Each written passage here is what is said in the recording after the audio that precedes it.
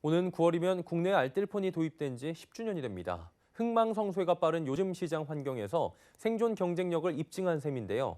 하지만 정부 지원에 의존해 성장하다 보니 홀로 서기를 위한 노력이 부족하다는 지적을 여전히 받고 있다고 합니다. 서청석 기자가 전해드립니다.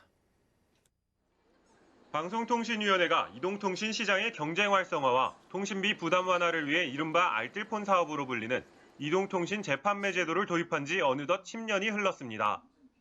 정부는 알뜰폰이 시장에서 자리 잡을 수 있도록 출범 직후부터 지금까지 시장 경쟁력 제고와 비용 부담 완화를 지원하는 다양한 정책을 펼쳤습니다. 우체국을 통한 단말기 구매 환경 개선, 망도매 대가 협상, 전파 사용료 면제 등이 대표적입니다. 이통 3사 역시 SK텔레콤을 제외하면 알뜰폰의 망도매 의무가 없는 상황에서도 이동통신망을 제공하고 있고 KT의 경우 계속해서 LTE, 5G 등 도매 대가를 인하하고 있습니다.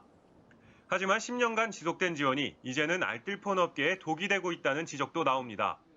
정부의 지원과 이통 3사의 협력에만 의존하다 보니 자체적으로 소비자를 유인할 콘텐츠를 아직까지도 보여주지 못하고 있다는 겁니다. 가장 중요한 것은 사실은 소비자에게 선호도가 높은 양질의 콘텐츠를 다양하게 제공하지 못하는 부분이 가장 큰 어려움이죠.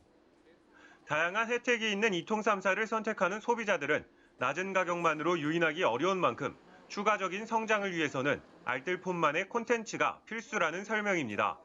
안 의원은 알뜰폰이 정부, 이통 3사 어디에도 기대지 않고 자생력을 키우기 위해 소비자들을 끌어들일 수 있는 상품 개발이 필요하다고 강조했습니다. 지금 현재 알뜰폰 사업자들도 예컨대 유료 방송 사업자들, 특히 케이블 방송과 결합을 한다든지 또는 문화 예술 분야의 여러 가지 사업자들과 결합을 한다든지 해서 소비자들에게 선호도가 높은 그런 결합 상품을 구성할 수가 있을 겁니다. 후발주자로 알뜰폰 사업에 뛰어든 KB국민은행의 리브엠은 금융상품과 통신의 결합을 내세워 빠르게 몸집을 키우고 있습니다. 출범 10년을 맞은 알뜰폰, 홀로 서기를 위한 치열한 고민의 시간이 다가오고 있습니다.